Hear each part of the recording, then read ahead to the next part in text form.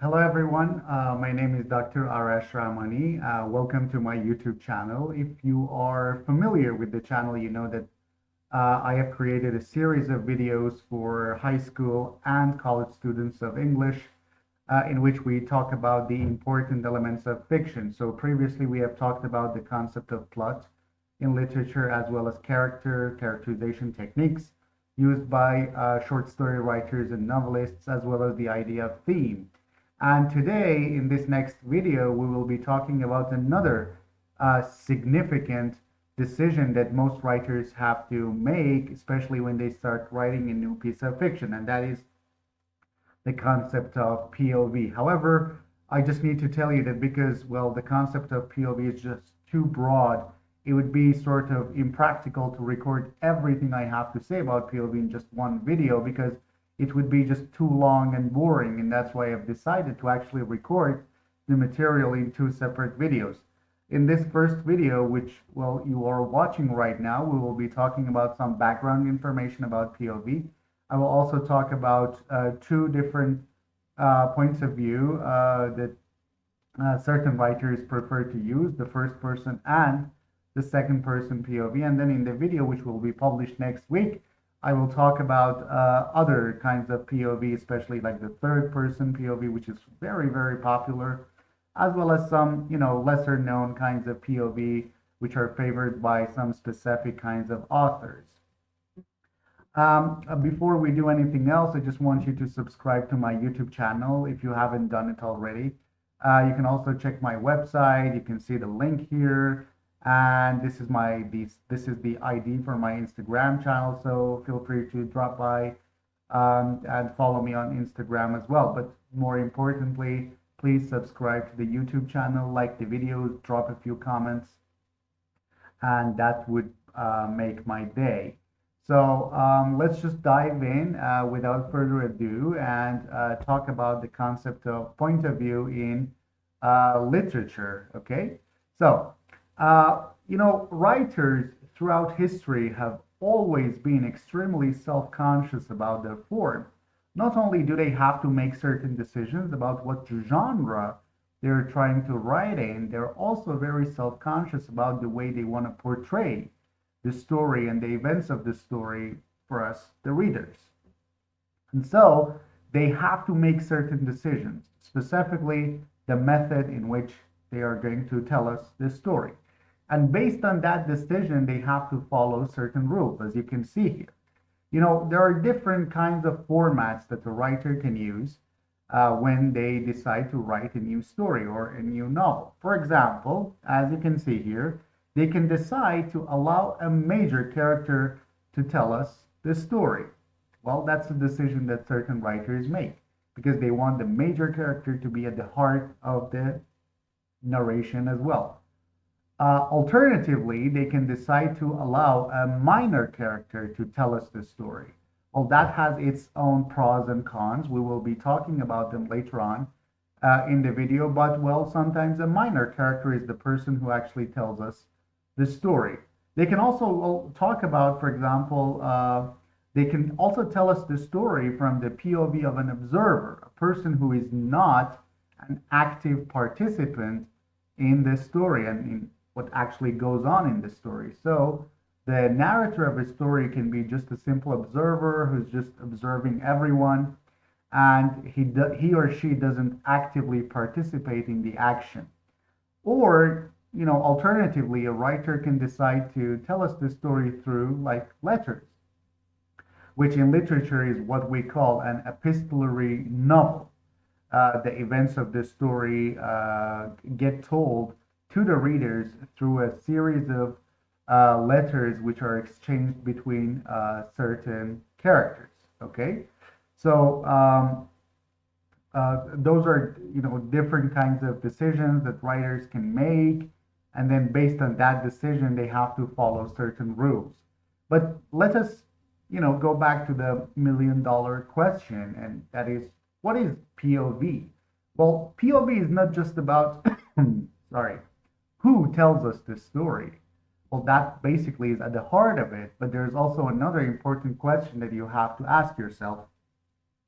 if you're a writer or a serious student of literature who is analyzing a piece of fiction. And that next question is actually really, really important. And that next question is how the story gets told. It's important to realize and to talk about who tells us the story, but it's also important to, investigate how that story gets told. Are we being told the story truthfully, or are we being misled by the narrator because he or she does not want us to actually realize what is actually happening in the story. So not only is it important for us to ask who the narrator of the story is, it's also extremely important to, think about and to investigate how the story gets told. And that is at the heart of any analysis of literature which focuses on the POV.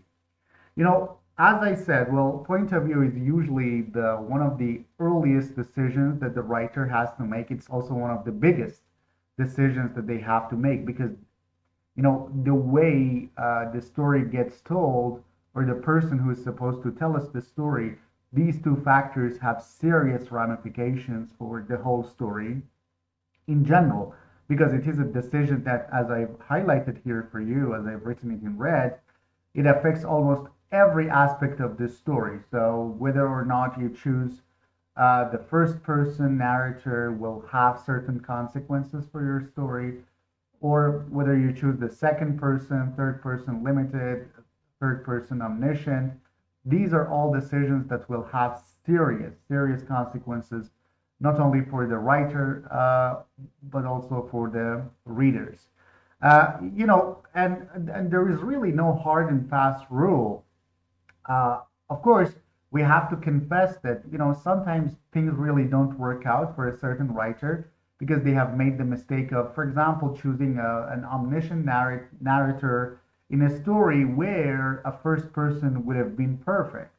So choosing it will have certain consequences, but it's not like saying that only first person stories are successful. No, you can use almost any of these viewpoints to tell an effective story, but obviously not all of them are right for you as a story writer.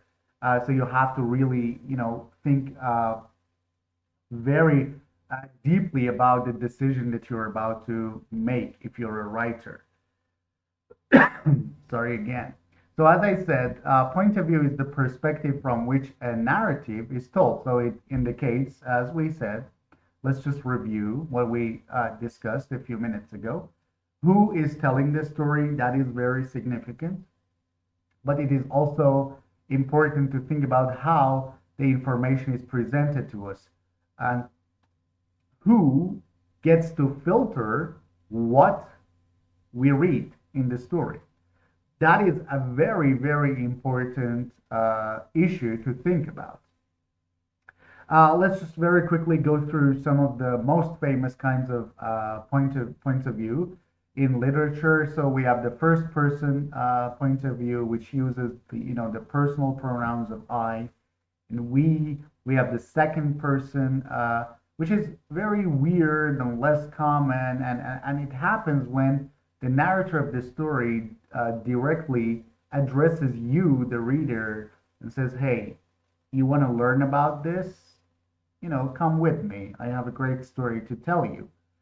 And so the second person point of view actually involves you or the readers in general in the story. And then we have the third person narrator, the third person narration, which uses the he, she, and they pronouns in order to tell the story. But there are also some other issues which are important in any discussion of point of view, in particular the idea of being reliable or unreliable, the idea of focalization, who's the focalizer of the story, through whose eyes do we get the story. So those are all important considerations to have in mind when we analyze any piece of fiction. So if we want to just sort of list all of the different kinds of POV that we have in literature, So we say that we probably have, well, I'm sure you're familiar with a lot of first person stories, and then we have second person, third person, which is divided into limited and omniscient, and we have the objective point of view. Today, in this video, we are going to talk about first person and second person POV, and then in this video for next week, we will talk about the third person omniscient, limited, and finally the objective point of view. Let's talk about the first person point of view. Well, reading a first person story is just like what we do on a regular basis, like every single day. You know, whenever you tell somebody something that happened to you, you are actually telling a story using the first person point of view, right? So reading a first person narrative is just, you know, like an extension of our real life. And usually, more often than not, the first person narrator is actually the protagonist of the story, like the titular narrator of the story, Life of Pi. But they might also be a secondary character, you know, like Ishmael in Moby Dick. Here, the protagonist is Captain Ahab, but the narrator of the story is actually Moby Dick. We also have this, for example, in most detective stories, in which, like, even though the protagonist of the story is the detective himself or herself, usually the narrator is the sidekick, like Dr. Watson, right? And so the first person narrator can be the main character, the protagonist, or they might be a secondary character. Let's just read some examples here. Like, I poured my mother a glass of ice cold milk. That is an example of a first person narration. Bring me the prisoner. I told my chief of police. The turkey sandwich was mine. Using all of these personal pronouns indicate that, well, the writer has decided to use a first person point of view for this story. And it is one of the most widely used POVs in literature, and it has been used like since the dawn of time, the dawn of literature. So, especially in fiction. So, we have it, for example, in Robinson Crusoe, which a lot of people consider to be the first novel in English, even though we have like other ones in other societies, like for example Don Quixote, written by Cervantes, or we even have it in more popular kinds of fiction, including the Hunger Games. So using the first person narration is actually very popular among writers, and in the next few slides we are going to talk about the reasons why this POV is so popular among writers. So this is just very, very quickly a summary of the first person POV. Thanks to ReadZ website for providing this, kind of beautiful summary and picture here. So here are some of the strengths and here are some of the pitfalls. I'm sure you can read them. You can pause the video and read those, but I'm gonna talk about it in greater detail in the next slides. So by now you're already familiar with the definition of a first person point of view, but let's talk about the benefits of using a first person point of view. Well, the first benefit of using a first person point of view is actually the fact that it allows you to build an immersive reading experience. First person narrative is commonly seen as the most intimate because, well, who better to tell us the story than the protagonist himself, than the person who's actually involved in the story? And that kind of creates an intimacy with the reader, right? And so it's the most intimate point of view because the character, as you can see here, is speaking directly to the reader. We are not addressing the reader because if we address the reader and we say you, then it becomes a second person. But because I'm actually talking to an absent audience, and I'm trying to use, hey, I want to tell you something. I want to talk about my story. I ordered this for lunch and I recorded a video for my students and I did this and I did that. I'm actually, addressing you even though I'm not including you in my sentences. And so it becomes extremely intimate.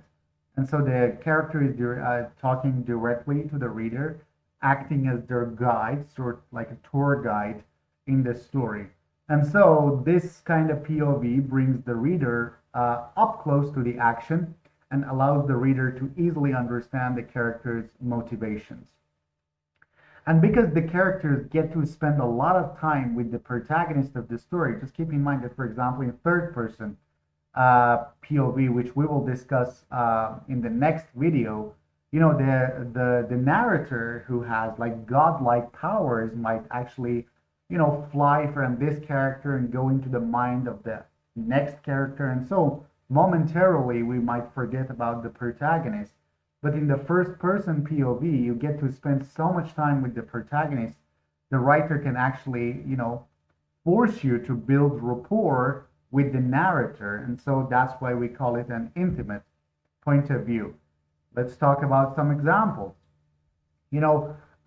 Every benefit I will enumerate for you in this video and in the next video next week, I will also try to kind of, to bring it to life by giving you an example, by giving you a sample from works of literature. And this is the first example that we have here so that we can see this kind of immersive reading experience in practice. Just, we are going to talk about Great Expectations by Charles Dickens. Now, when the narrator starts talking about himself, you get to feel for the narrator, and then you step by step you build rapport and a great connection with the protagonist or with the narrator of the story. Let's just read this simple paragraph from Great Expectations by Charles Dickens and see if we can sort of connect with the narrator here. I give Pirip as my father's family name on the authority of his tombstone and my sister, Mrs. Joe Gargery, who married the blacksmith. As I never saw my father or my mother, and never saw any likeness of either of them, for their days were long before the days of photographs. My first fancies regarding what they were like were unreasonably derived from their tombstones. Obviously, when you read this, okay, I'm reading about an orphan, and he has lost his parents. Apparently, he doesn't have a good relationship with the sister. So you instantly feel for him. Okay, well, I'm actually going to, care about this orphan to see how he will develop as a character. And so step by step, you feel for Pip in the story, right? So that is how, for example, a writer creates to build rapport between the first person narrator and the reader. The second benefit of using a first person POV is it's the best device to create an unreliable narrator, because just let's be honest, sometimes the narrators are not really honest. They are not trying to tell you the truth.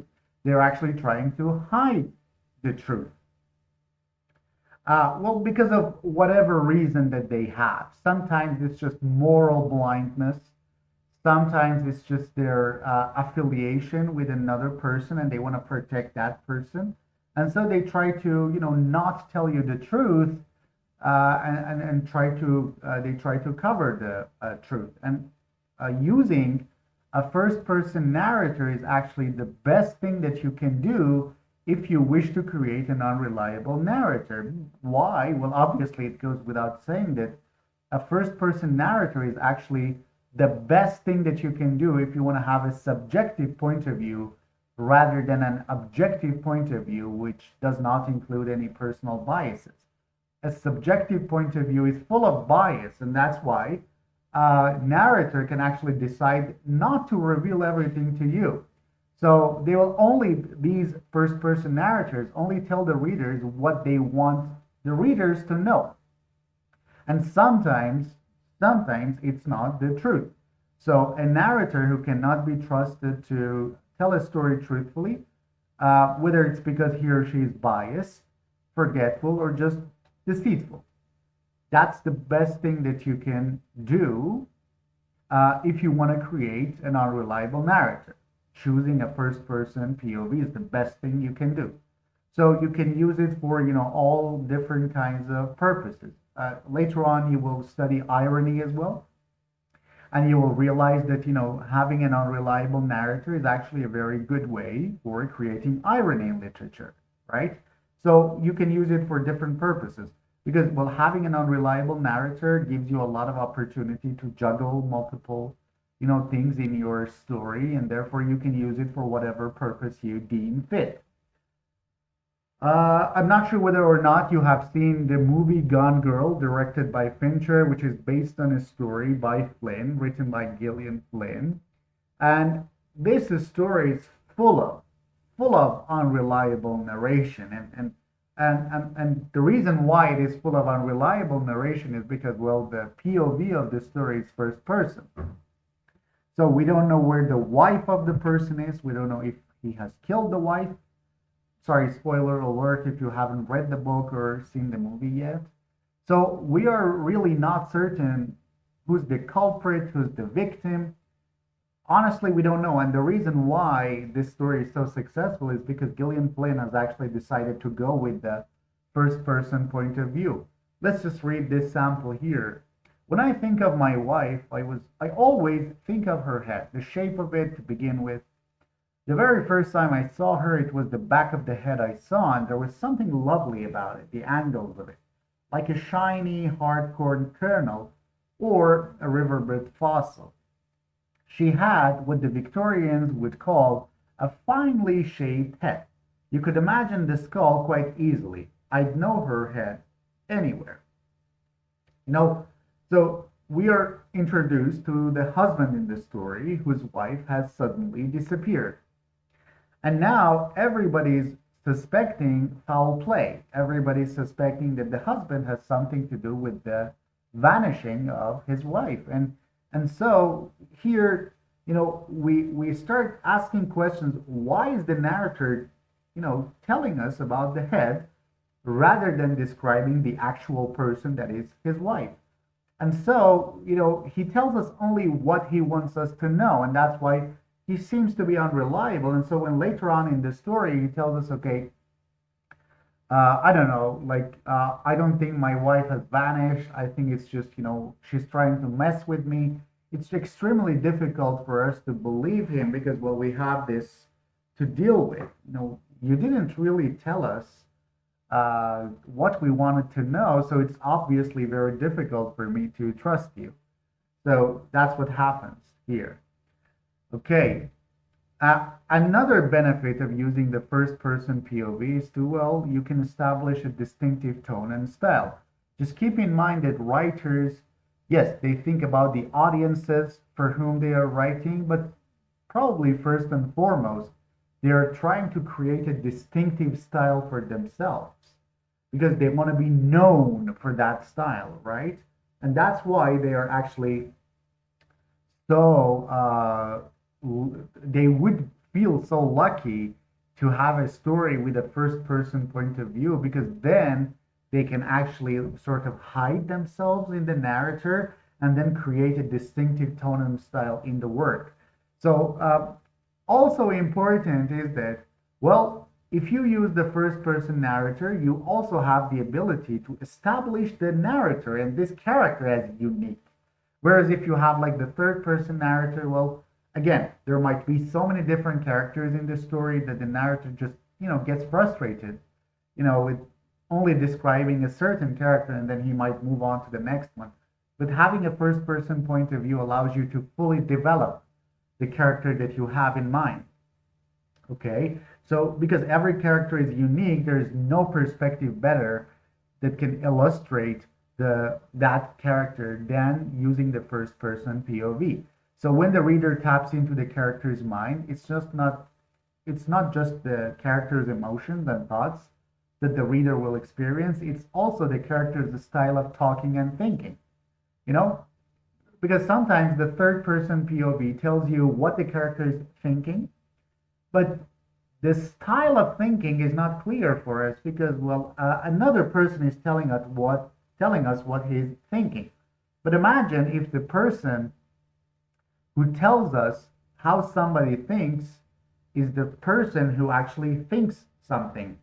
You know, I don't know if I'm making sense right now, but you know, when I, talk loudly, read my thoughts loudly, not only will you realize what I'm thinking, but also you will realize how I am thinking that, right?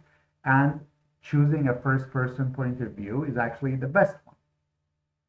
And then, in order to realize whether or not this character is unique, you can actually ask a series of questions, like the ones I have written for you here. What's the range of their vocabulary, for instance?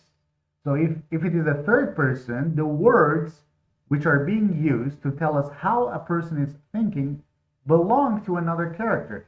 This is not the vocabulary of the thinking person, it's the vocabulary of the narrator.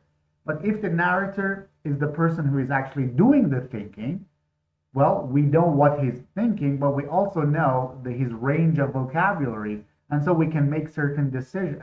We can have certain assumptions about that person, about his educational background and whatnot. And we can also realize what they ponder about the most. Are they accustomed to thinking in long spiels or just short sentences? First person lets you figure out all of this, then nail down a voice that's truly individualistic and true to the nature of that specific character.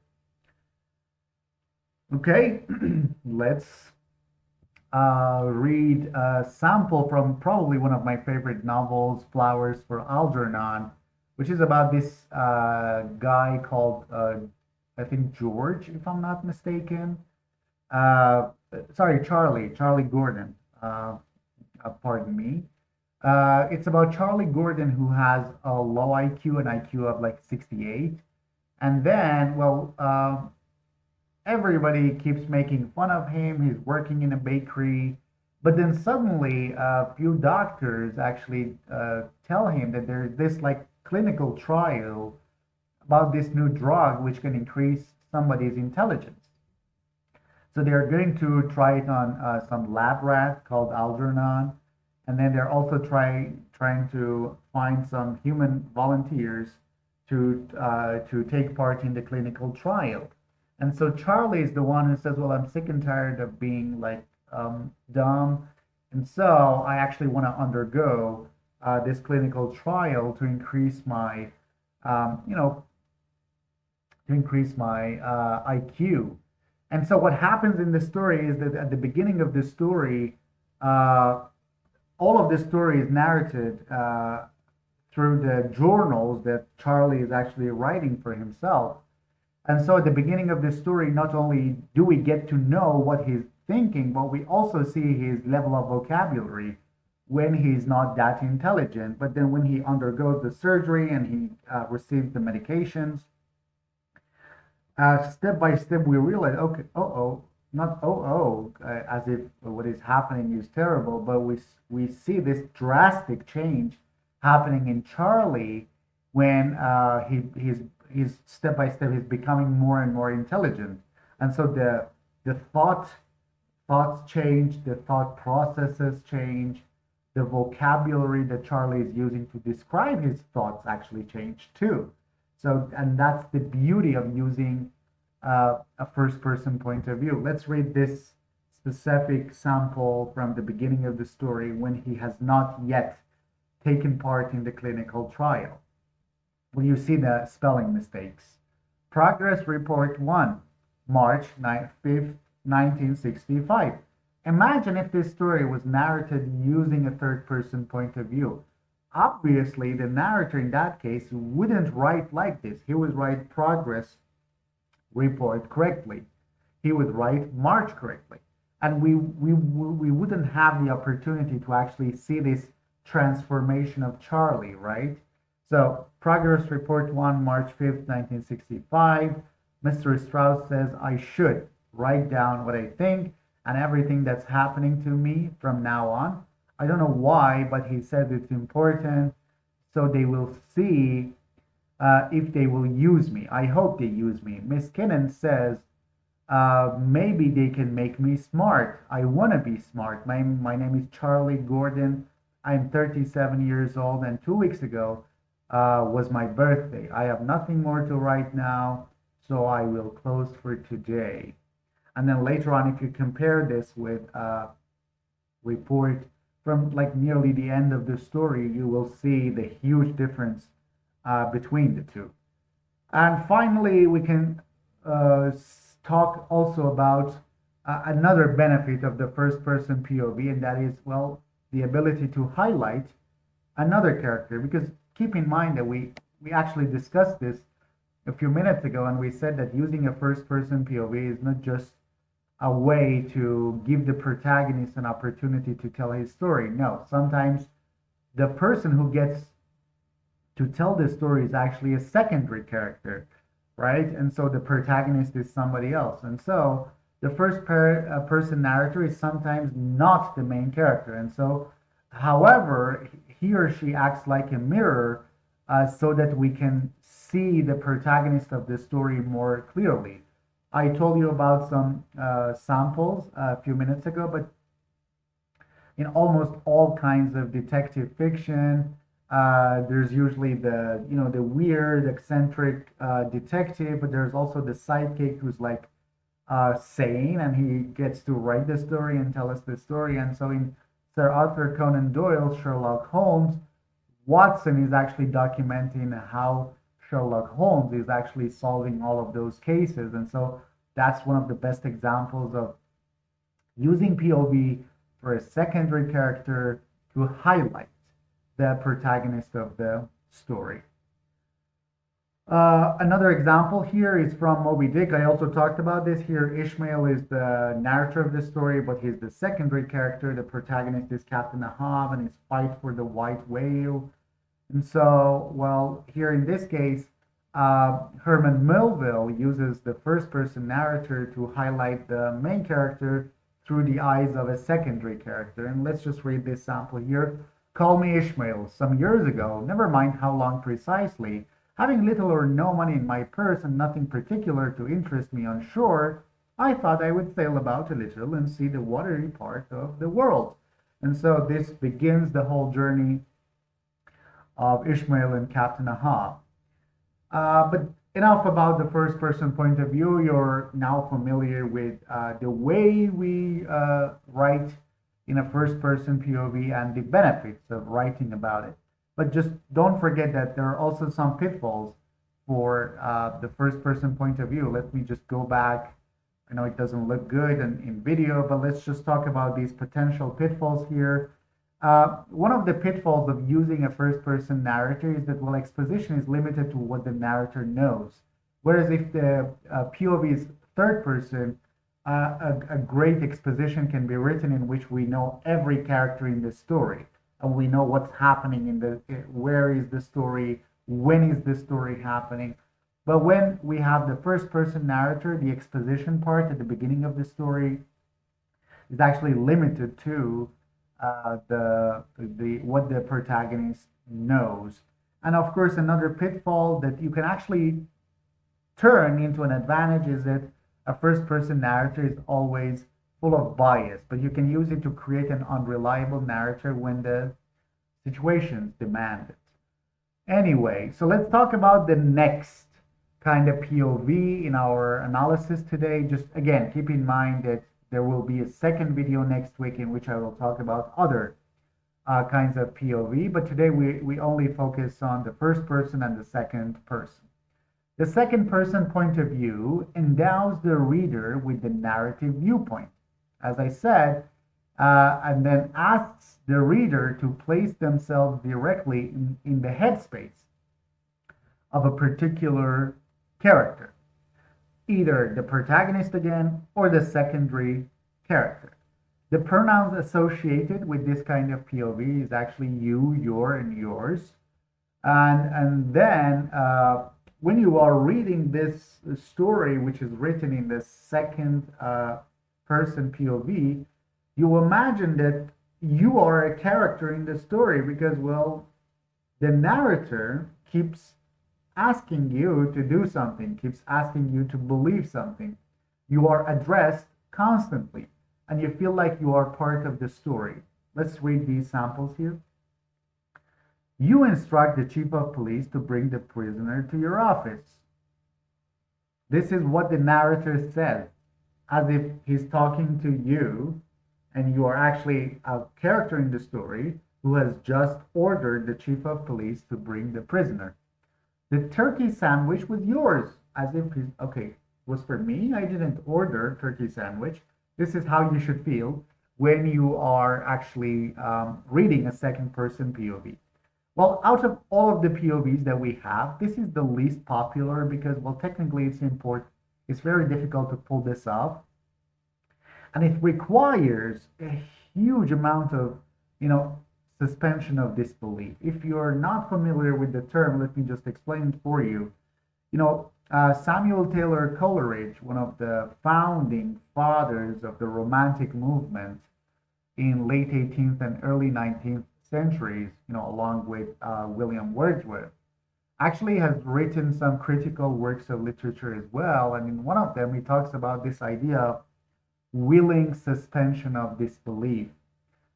Coleridge says that when we approach a new work of literature, one of the first things that we do is that we willingly suspend our disbelief that this is actually a story. So we don't keep reminding ourselves, hey, Arash, you are reading a story. Don't fall for this trick. Don't get attached to the characters. No. When we open a book, we say, okay, I'm going to forget that this is fictional. I'm going to forget that this is not real. I'm just going to believe everything that the writer is actually telling me. So, let's fall in love with this character. Let's care for that character, right?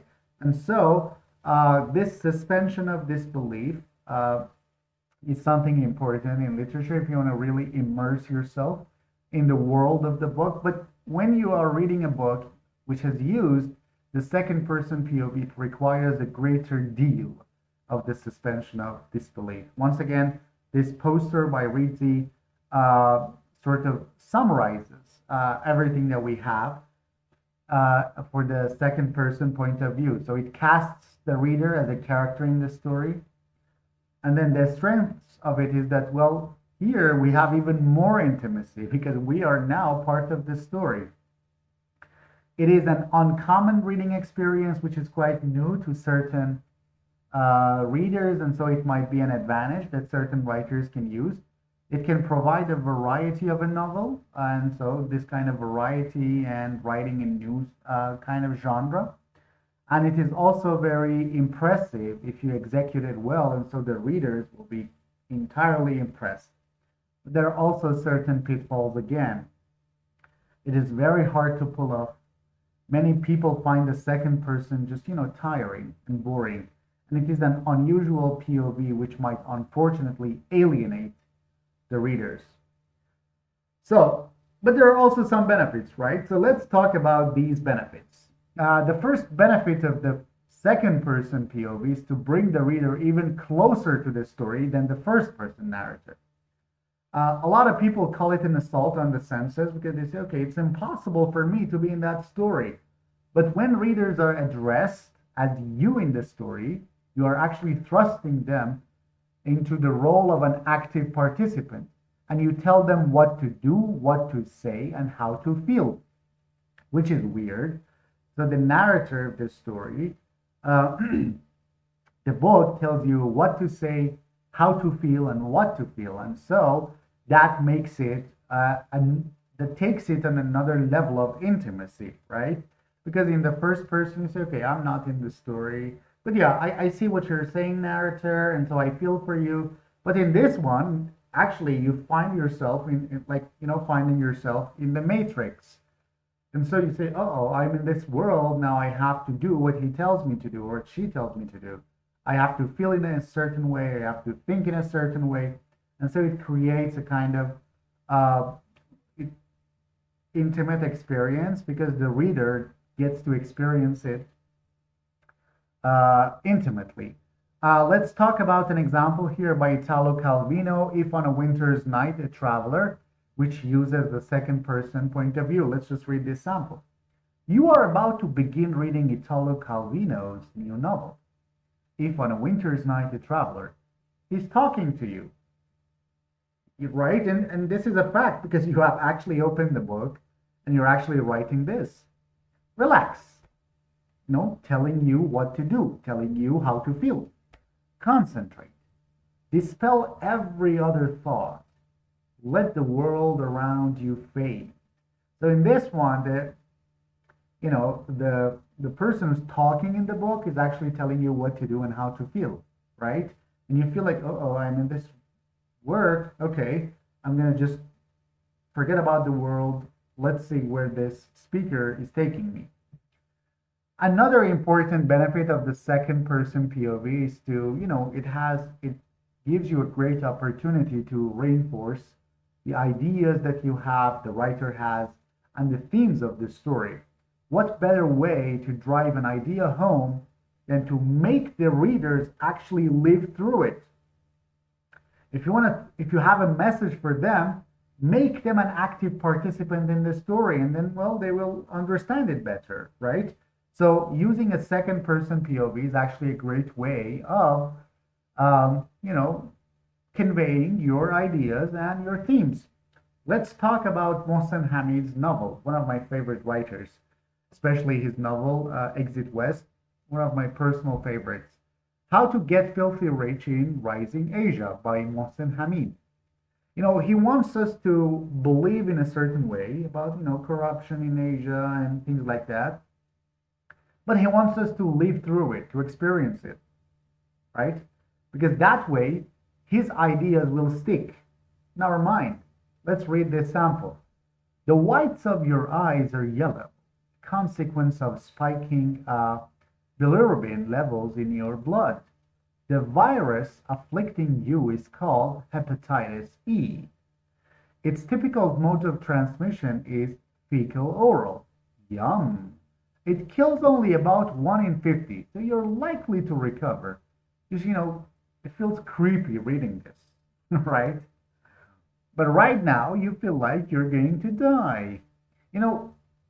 Because he wants to tell you about some, sick ideas in the next few pages and chapters. He actually wants you to feel that, right? And so when you feel that, you understand the ideas that he's going to tell you about in the coming chapters, you understand them more poignantly. You'll get the themes, better. And so they will stay with you for a longer period of time. And so again, that's another advantage of the second person POV. Hope I haven't bored you up to now. As I told you, well, there's still too much to talk about POV, and so I decided not to include everything in just one video because I'm sure it's going to be a long one, and so it will be probably boring for you. And that's why I decided to turn it into 2 different videos.